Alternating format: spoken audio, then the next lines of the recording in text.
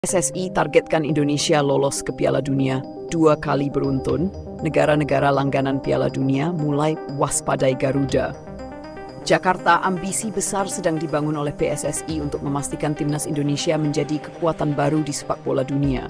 Setelah berbagai pencapaian gemilang dalam beberapa tahun terakhir, PSSI kini menargetkan Indonesia untuk lolos ke Piala Dunia 2 edisi beruntun, yakni Piala Dunia 2026 dan 2030.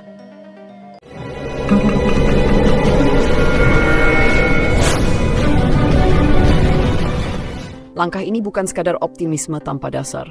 Dengan kombinasi pemain keturunan berkualitas tinggi dan bakat lokal yang semakin berkembang, timnas Indonesia kini mendapat perhatian dari berbagai negara besar langganan Piala Dunia seperti Argentina, Prancis, Belanda, Portugal, Jerman, dan Brasil. Menurut laporan yang beredar di media-media Eropa, Indonesia kini dipandang sebagai negara yang punya peluang besar untuk menjadi peserta reguler di Piala Dunia mendatang. Kebangkitan Garuda dari tim underdog menjadi calon kuda hitam dunia. Dalam beberapa tahun terakhir, perkembangan sepak bola Indonesia sangat pesat. PSSI di bawah kepemimpinan Erick Thohir gencar melakukan reformasi besar-besaran, termasuk dengan menghadirkan tim kepelatihan kelas dunia dari Belanda yang dipimpin oleh Patrick Kluivert, Alex Pastoor, dan Denny Lanzat. Di bawah asuhan para pelatih berpengalaman ini, Indonesia kini memiliki filosofi permainan modern yang lebih mengandalkan penguasaan bola, strategi pressing tinggi, serta organisasi pertahanan yang lebih solid. Kehadiran Kurniawan Dwi Yulianto sebagai bagian dari tim kepelatihan juga menambah kekuatan dalam mengembangkan talenta muda. Kombinasi antara pelatih asing berkualitas dan figur lokal legendaris ini membuat Indonesia semakin diperhitungkan. Suntikan pemain keturunan dan bintang lokal. Transformasi timnas Indonesia juga ditandai dengan hadirnya banyak pemain keturunan yang telah atau sedang dalam proses naturalisasi. Nama-nama seperti Ole Romani and Meng, Jairo Riedewald, Crystal Palace, Mies Hilgers, FC20, Kevin Dix, FC Copenhagen, Denmark, Tom Hay, SC Heerenveen, Belanda, Ragnar Orapmangen, FC Groningen, Belanda, Sandy Walsh, KV Mechelen, Belgium, Shane Patinama, Viking FK, Norwegia, Justin Hubner, Wolverhampton Wanderers, Infael Struik, ADO Den Haag, Jong Utrecht, Belanda, Calvin Verdonk, SFC Delle, Nathan Chu Aon, SC Heerenveen.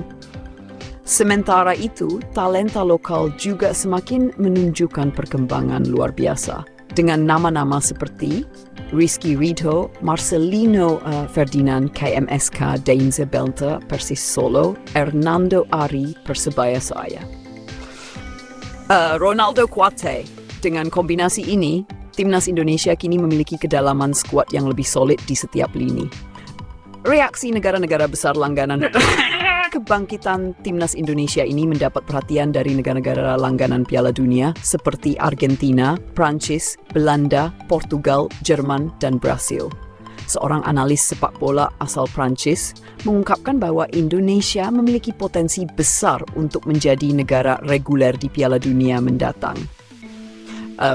Indonesia saat ini sedang membangun skuad yang menarik. Kombinasi pemain-pemain keturunan yang memiliki pengalaman Eropa serta bakat lokal yang semakin berkembang.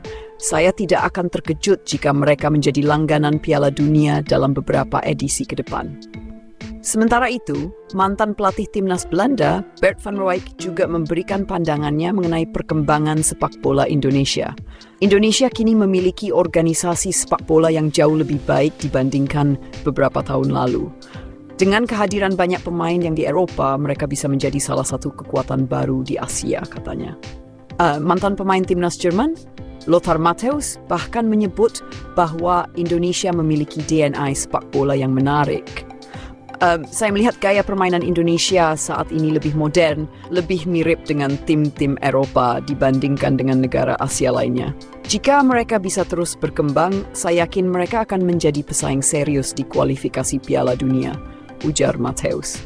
Strategi PSSI menuju Piala Dunia 2030, PSSI telah menyiapkan berbagai strategi untuk memastikan timnas Indonesia dapat terus berkembang dan mencapai target besar mereka. 1. Menggelar laga uji coba dengan tim-tim top dunia Sebagai bagian dari persiapan menuju kualifikasi Piala Dunia 2026, PSSI tengah mengupayakan laga persahabatan dengan beberapa tim besar dunia. Timnas Indonesia dijadwalkan untuk menghadapi Timnas Belanda dalam laga uji coba yang diharapkan memberikan pengalaman berharga bagi para pemain. Selain Belanda, PSSI juga sedang menjajaki kemungkinan uji coba dengan negara-negara seperti Portugal, Jerman, dan Brasil. Meningkatkan infrastruktur dan petisi domestik. PSSI juga terus berusaha meningkatkan infrastruktur sepak bola di Indonesia dengan membangun lebih banyak akademi dan meningkatkan standar Liga 1 agar lebih kompetitif. Selain itu, program Garuda Select tetap berlanjut untuk mengirimkan pemain-pemain muda terbaik Eropa agar terbiasa dengan gaya bermain yang lebih kompetitif.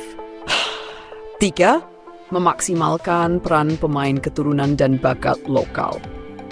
Dengan makin banyak keturunan yang memperkuat Timnas Indonesia, PSSI juga memastikan bahwa para pemain lokal mendapatkan kesempatan yang sama untuk berkembang dan bersaing di level tertinggi. Hal ini dilakukan dengan memperbanyak pemusatan latihan pengiriman pemain muda ke luar negeri, serta mengadakan lebih banyak turnamen domestik untuk meningkatkan kualitas kompetisi di dalam negeri.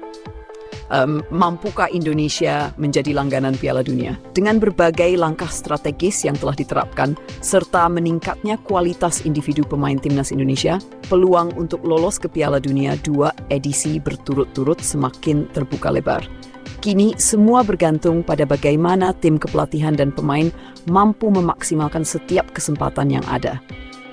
Jika Timnas Indonesia bisa mempertahankan konsistensi performa mereka, bukan tidak mungkin dalam beberapa tahun ke depan, Garuda akan menjadi salah satu tim yang selalu hadir di pentas Piala Dunia.